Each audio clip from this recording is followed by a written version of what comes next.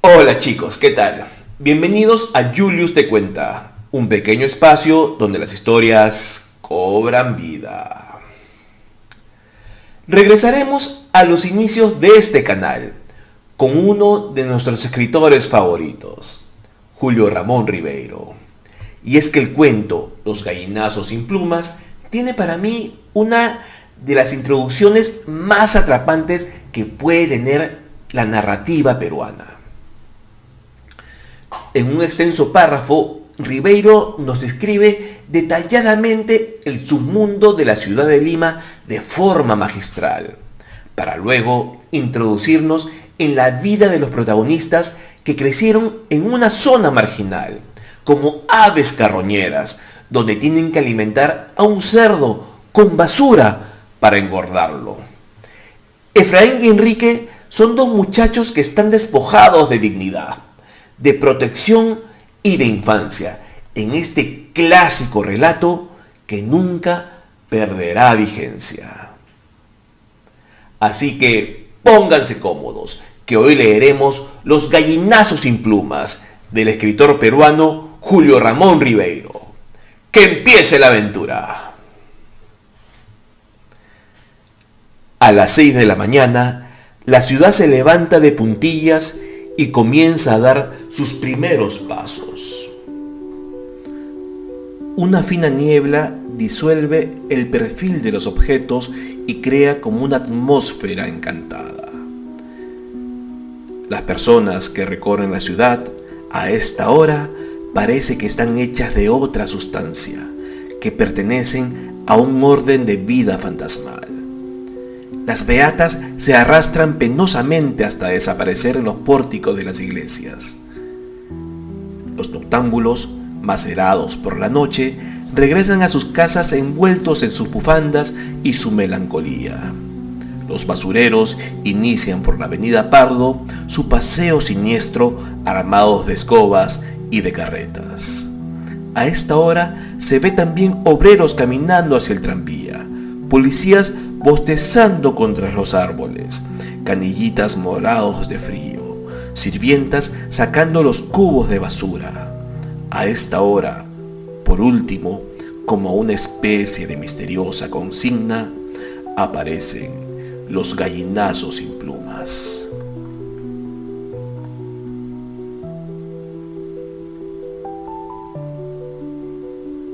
A esta hora el viejo don Santos se pone la pierna de palo y sentándose en el colchón comienza a berrear. ¡A levantarse! ¡Efraín! ¡Enrique! ¡Ya es hora! Los dos muchachos corren a la acequia del corralón frotándose los ojos legañosos. Con la tranquilidad de la noche, el agua se ha remansado y en su fondo transparente se ven crecer hierbas y deslizarse ágiles infusorios. Luego de enjuagarse la cara, coge cada cual su lata y se lanzan a la calle. Don Santos, mientras tanto, se aproxima al chiquero y con su larga vara golpea el lomo del cerdo que se revuelca entre los desperdicios. Todavía te falta un poco, marrano, pero aguarda nomás, que ya llegará tu turno. Efraín y Enrique se demoran en el camino, trepándose a los árboles para arrancar moras o recogiendo piedras, de aquellas filudas que cortan el aire y hieren por la espalda. Siendo aún la hora celeste, llegan a su dominio, una larga calle ornada de casas elegantes que desemboca en el malecón.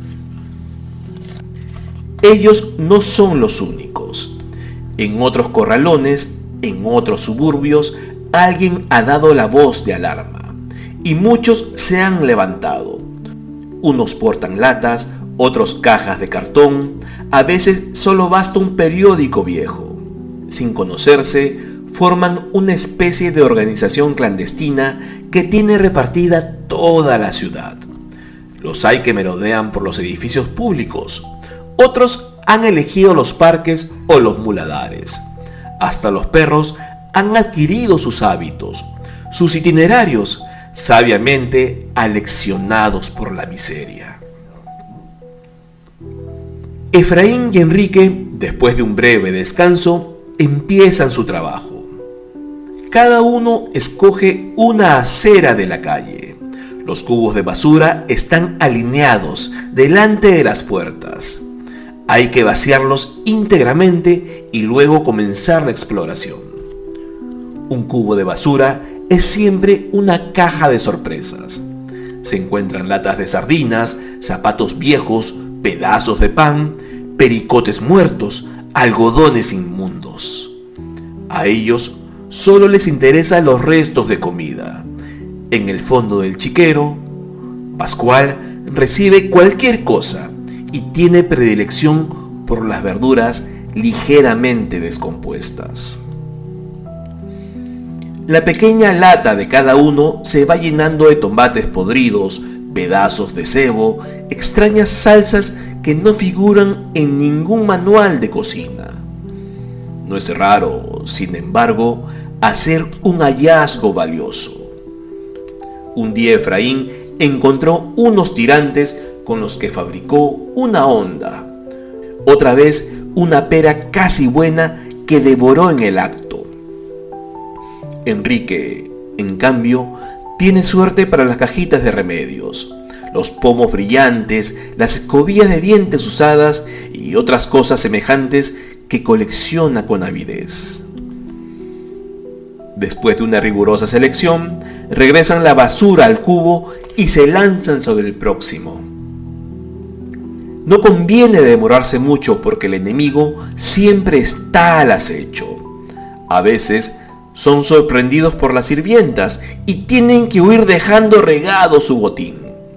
Pero, con más frecuencia, es el carro de la baja policía el que aparece y entonces la jornada está perdida. Cuando el sol asoma sobre las lomas, la hora celeste llega a su fin.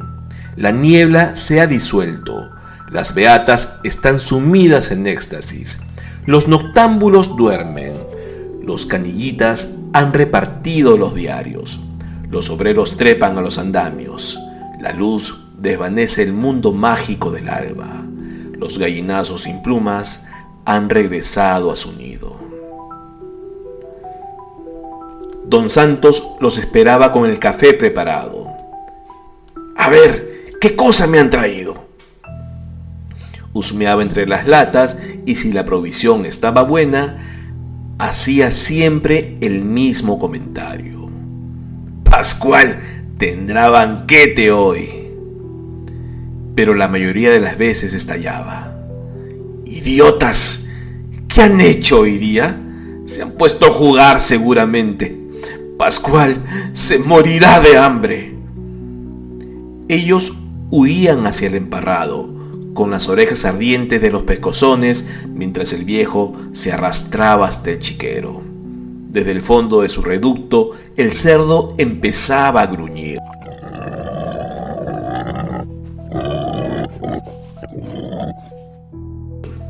Don Santos le aventaba la comida. Mi pobre Pascual, hoy día te quedarás con hambre por culpa de estos amarros. Ellos no te engríen como yo. Habrá que zurrarlos para que aprendan. Al comenzar el invierno, el cerdo estaba convertido en una especie de monstruo insaciable.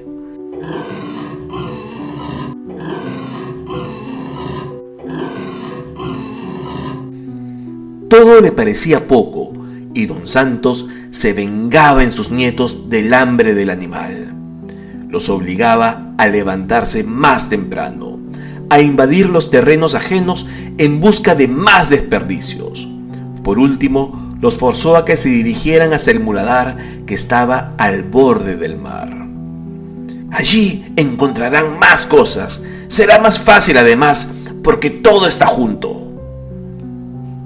Un domingo, Efraín y Enrique llegaron al barranco. Los carros de la baja policía, siguiendo una huella de tierra, Descargaban la basura sobre una pendiente de piedras. Visto desde el malecón, el muladar formaba una especie de acantilado oscuro y humeante, donde los gallinazos y los perros se desplazaban como hormigas.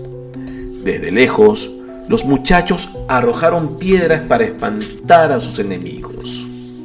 Un perro se retiró aullando. Cuando estuvieron cerca, sintieron un olor nauseabundo que penetró hasta sus pulmones. Los pies se les hundían en un alto de plumas, de excrementos, de materias descompuestas o quemadas. Enterrando las manos, comenzaron la exploración. A veces, bajo un periódico amarillento, descubrían una carroña devorada a medias. En los acantilados próximos, los gallinazos espiaban impacientes y algunos se acercaban, saltando de piedra en piedra, como si quisieran acorralarlos. Efraín gritaba para intimidarlos, y sus gritos resonaban en el desfiladero y hacían desprenderse guijarros que rodaban hasta el mar.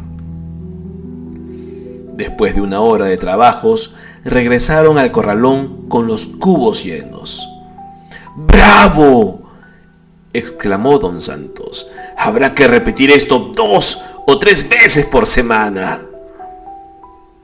Desde entonces, los miércoles y los domingos, Efraín y Enrique hacían el trote hasta el muladar. Pronto formaron parte de la extraña fauna de esos lugares, y los gallinazos, acostumbrados a su presencia, laboraban a su lado, graznando, aleteando, escarbando con sus picos amarillos, como ayudándolos a descubrir la pista de la preciosa suciedad.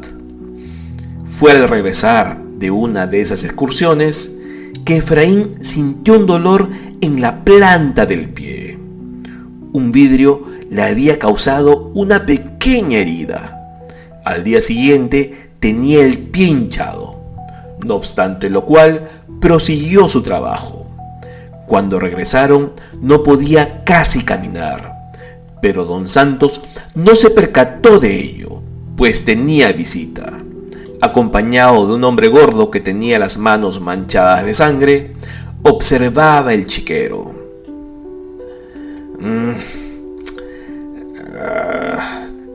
Dentro de 20 o 30 días vendré por acá, decía el hombre.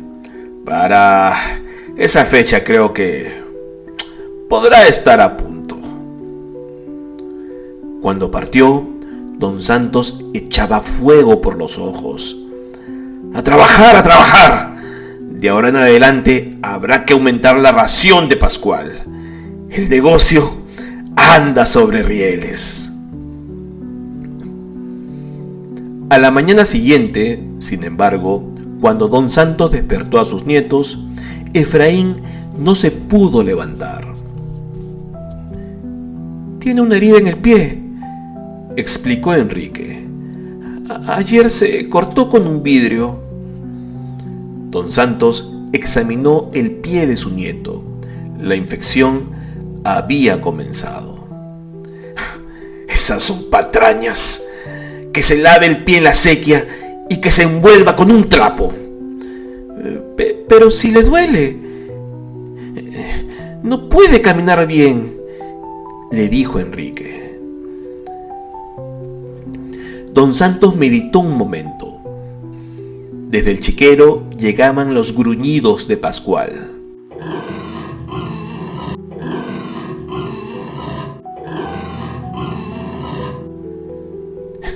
«¿Y a mí?», preguntó, dándose un palmazo en la pierna de palo. «¿Acaso no me duele la pierna? Yo tengo 70 años y yo trabajo. Hay que dejarse de mañas». Efraín salió a la calle con su lata, apoyado en el hombro de su hermano. Media hora después, regresaron con los cubos casi vacíos. «No podía más», dijo Enrique al abuelo. «Efraín está medio cojo». Don Santos Observó a sus nietos como si meditara una sentencia. Bien, bien, dijo rascándose la barba rala y cogiendo a Efraín del pescuezo lo arreó hacia el cuarto. Bien, los enfermos a la cama, a podrirse sobre el colchón. Y tú harás la tarea de tu hermano. Vete ahora mismo al muladar.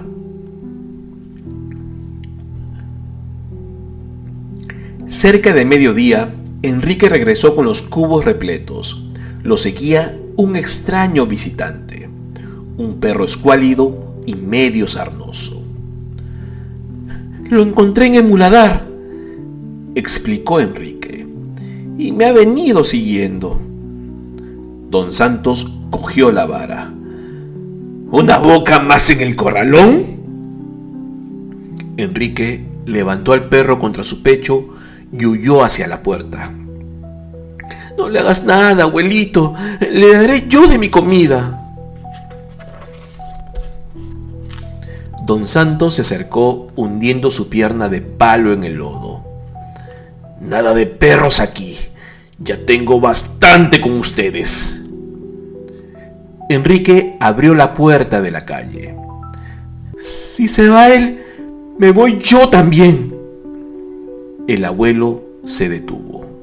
Enrique aprovechó para insistir. No come casi nada. Mira lo flaco que está. Además, desde que Efraín está enfermo, me ayudará. Conoce bien el muladar y tiene buena nariz para la basura. Don Santos reflexionó, mirando el cielo donde se condensaba la garúa. Sin decir nada, soltó la vara, cogió los cubos y se fue rengueando hasta el chiquero.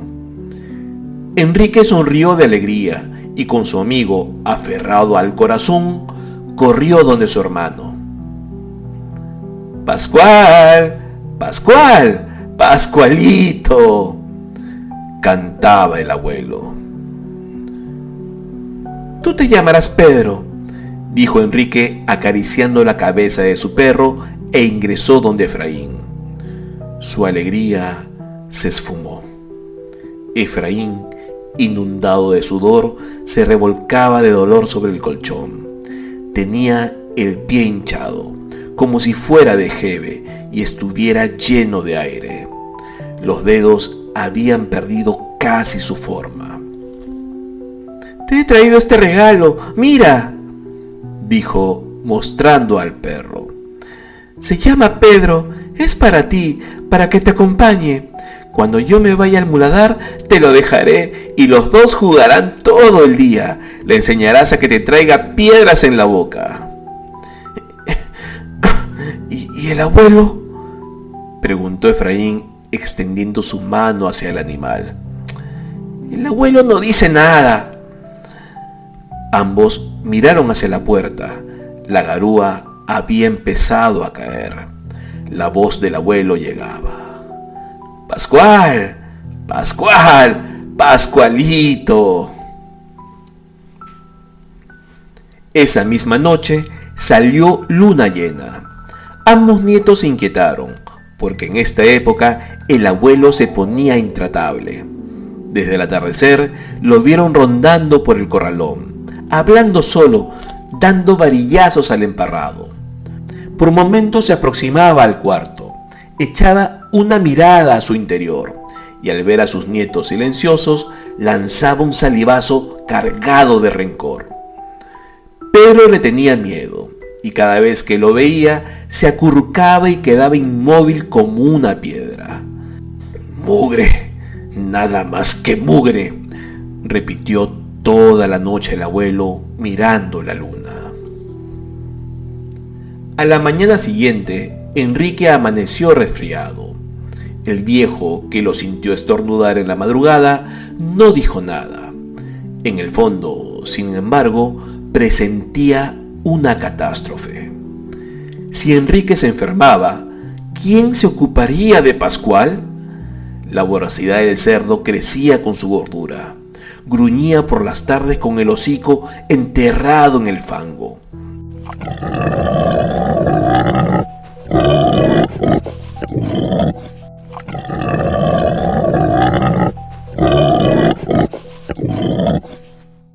del corralón de Nemesio, que vivía a una cuadra, se habían venido a quejar.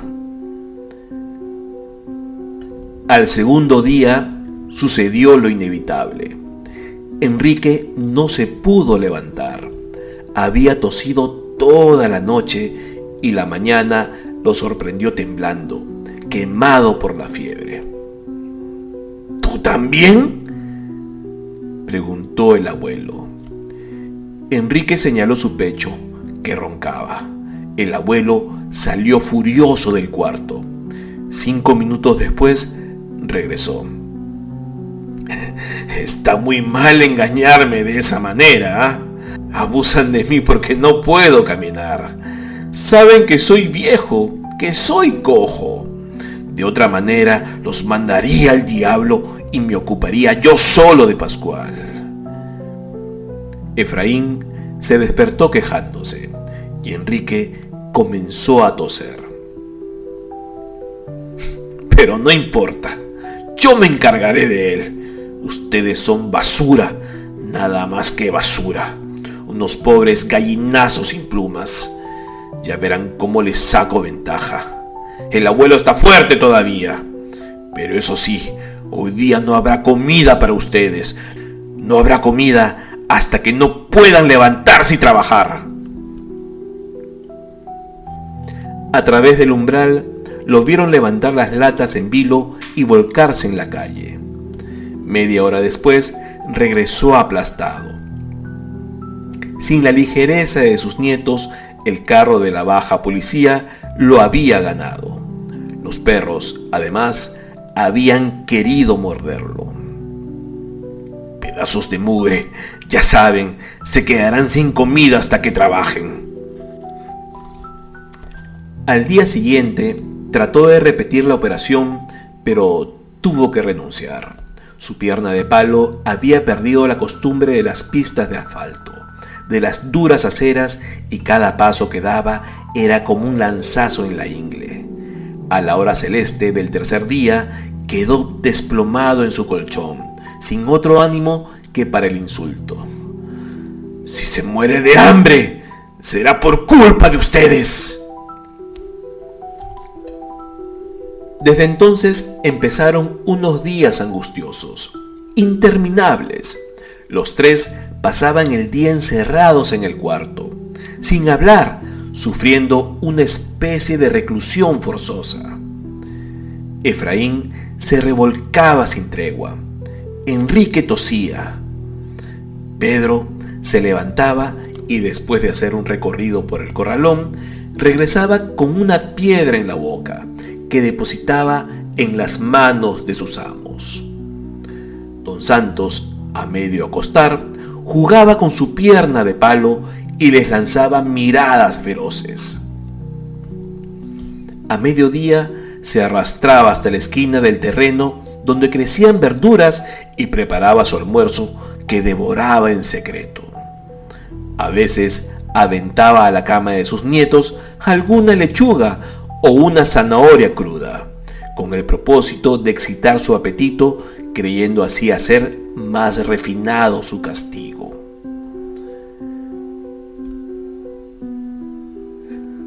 Efraín ya no tenía fuerzas ni para quejarse. Solamente Enrique sentía crecer en su corazón un miedo extraño, y al mirar los ojos del abuelo creía desconocerlos, como si ellos hubieran perdido su expresión humana. Por las noches, cuando la luna se levantaba, cogía a Pedro entre sus brazos y lo aplastaba tiernamente hasta hacerlo gemir. A esa hora, el cerdo comenzaba a gruñir.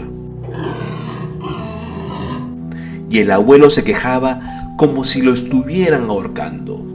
A veces se ceñía la pierna de palo y salía al corralón. A la luz de la luna, Enrique lo veía ir 10 veces del chiquero a la huerta, levantando los puños, atropellando lo que encontraba en su camino. Por último, reingresaba al cuarto y quedaba mirándolos fijamente, como si quisiera hacerlos responsables del hambre de Pascual.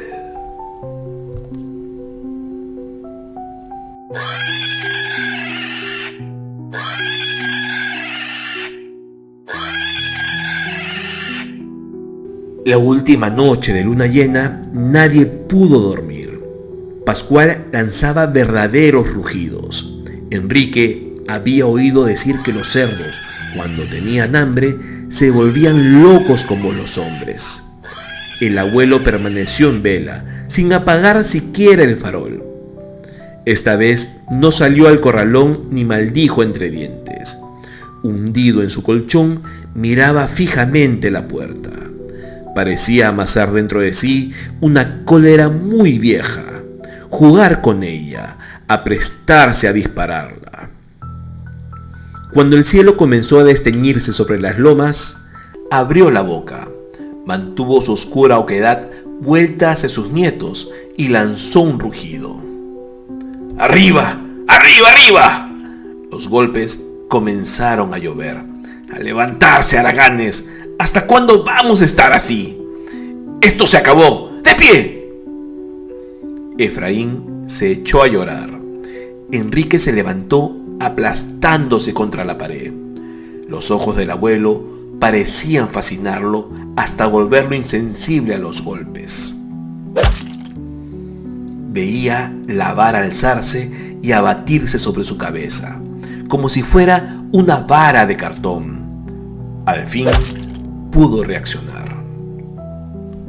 Efraín no, él no tiene la culpa. Déjame a mí solo, yo saldré, yo iré al muladar.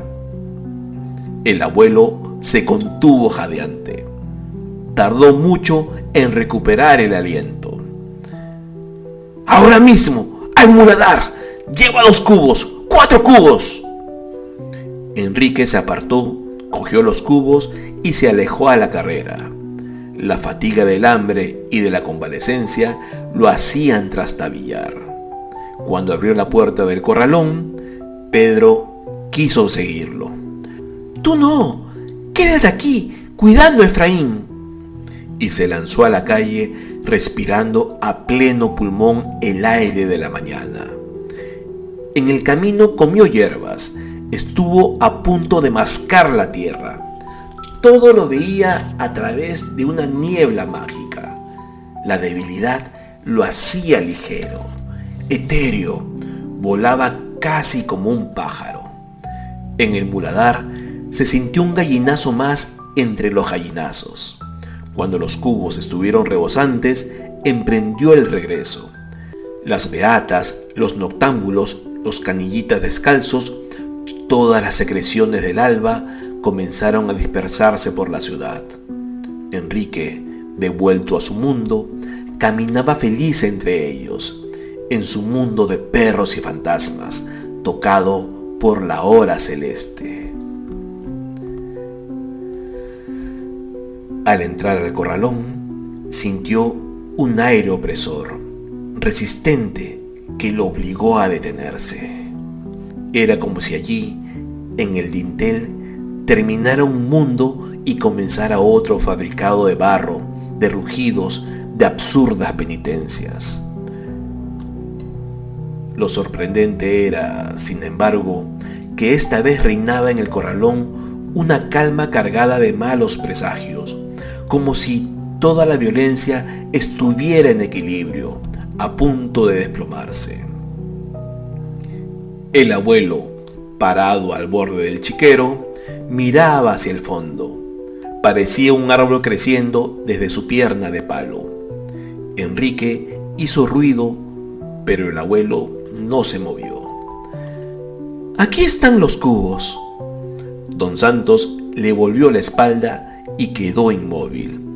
Enrique soltó los cubos y corrió intrigado hasta el cuarto. Efraín, apenas lo vio, comenzó a gemir. «Pedro, ¿qué pasa?» Pedro ha mordido al abuelo. El abuelo cogió la vara. Después lo sentí aullar». Enrique salió del cuarto. «Pedro, ven aquí. ¿Dónde estás, Pedro?» Nadie le respondió. El abuelo seguía inmóvil, con la mirada en la pared. Enrique tuvo un mal presentimiento. De un salto se acercó al viejo. ¿Dónde está Pedro?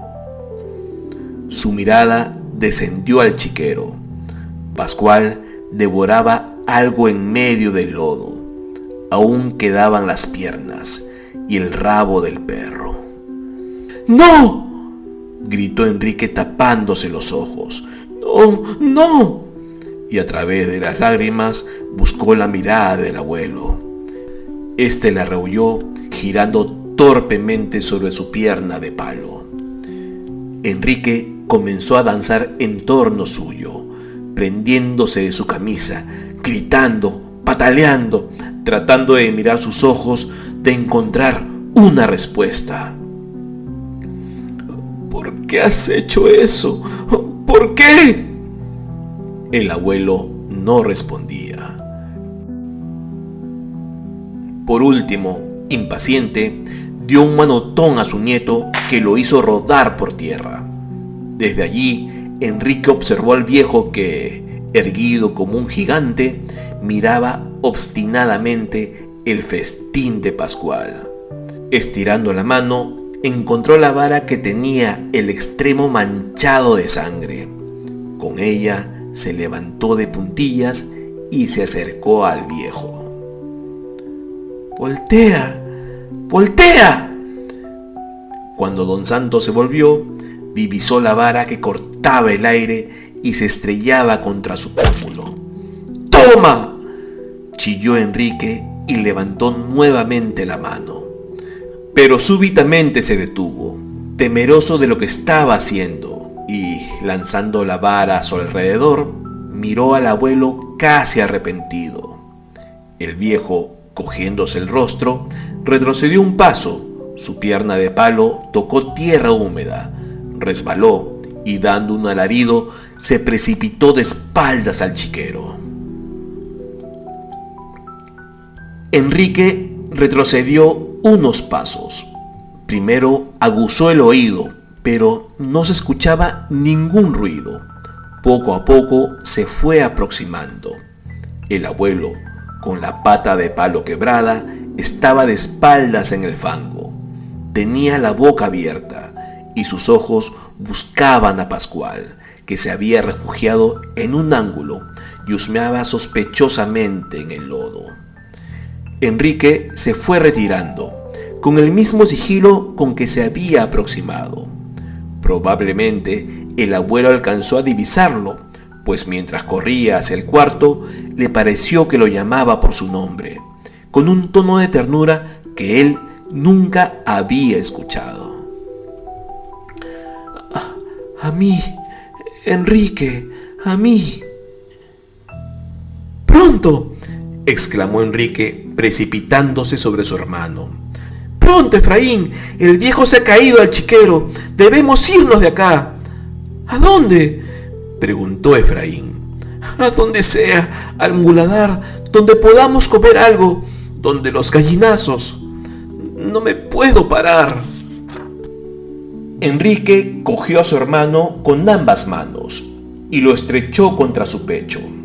Abrazados hasta formar una sola persona, cruzaron lentamente el corralón. Cuando abrieron el portón de la calle, se dieron cuenta que la hora celeste había terminado y que la ciudad, despierta y viva, abría ante ellos su gigantesca mandíbula. Desde el chiquero llegaba el rumor de una batalla.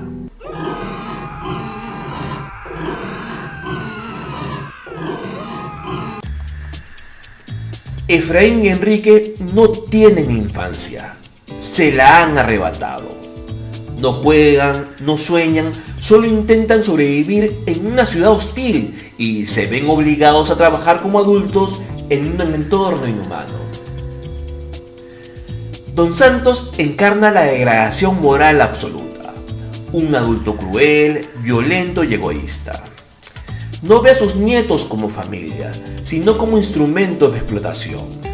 Mientras que el cerdo, el símbolo más brutal del cuento, recibe cuidados, alimento y atención que los niños nunca tendrán. Y, Por supuesto, los villanos en esta historia no tienen redención. Y así termina Julius Te Cuenta. Si este relato les gustó, háganmelo saber en los comentarios. Y no se olviden de activar la campanita, darle un me gusta al video y compartir el programa. Nos vemos próximamente con otra gran aventura. ¡Chao!